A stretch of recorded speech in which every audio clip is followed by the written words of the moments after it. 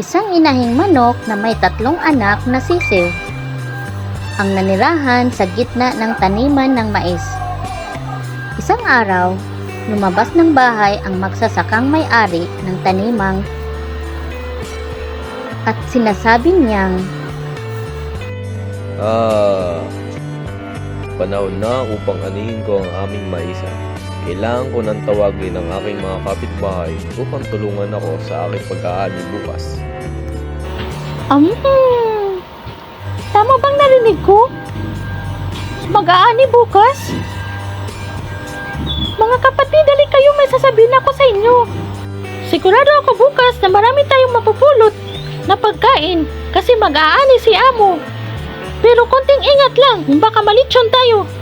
Tayo ang magagawang pulutan sa pag-aani. Huwag kayong kampante dyan. Delikado tayo bukas. Alam niyo na ang mangyayari. Gutom ang mga yan. Halina kayo, pupuntahan natin si Inay. Sasabihin natin na may anihan bukas.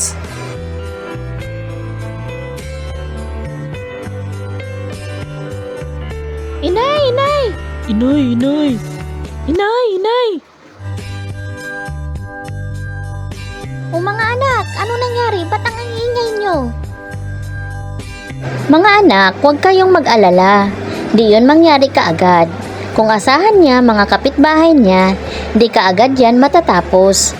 Mahaba pa ang panahon para manilahan tayo dito." Tama nga si Inay, walang nag-aani. Walang kapitbahay na pumunta dito. Matagal-tagal pa tayong maninirahan dito. Mukhang hindi maaasahan ng mga kapitbahay. Aking mga kamag-anak na lang aking tatawagin. Hala, kailangan nating sabihin kay Inay, may bagong balak na naman ang magsasaka. Huwag naman sana tayong malitsyon dito. Naku, ayoko po. Kung aasa siya sa mga anak niya, natitiyak ko na walang pupunta. Kasi may mga trabaho ang mga yon.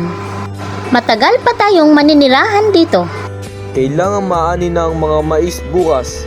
Tatawagin ko na ang lahat ng aking anak upang tumulong sa akin sa pag-aani. Wala na akong maaasahan kundi ang sarili ko lang. Nung narinig ng inahing sisiw, dali-dali na silang linisan ang lugar na yon.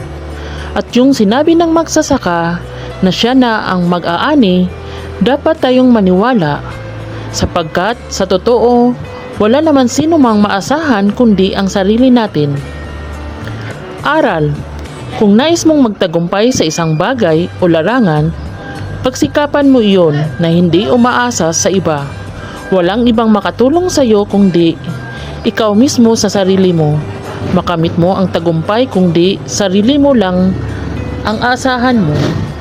Hanggang dito na lang. Maraming salamat.